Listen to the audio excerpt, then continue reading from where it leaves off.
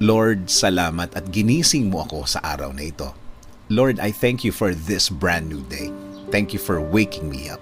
Salamat at nagising ako, Panginoon. Maraming salamat sa napakagandang gising ko na ito. Tatanggapin ko po ito as another form of blessing. Humihingi po ako ng patawad, Lord, dahil minsan hindi ko nakikita ang kagandahan ng umaga at araw. Hindi ko nakikita ang mga bagay na ibinibigay niyo sa akin. Mga bagay na dapat maganda ang effect sa akin. Since na sa problema ako nakatingin, di ko po ito lahat nakikita. Kaya ngayon, Lord, mas magkukonsentrate ako sa mga biyaya niyo sa akin. Mas ibubukas ko ang aking mga mata, ang aking puso, ang aking isip.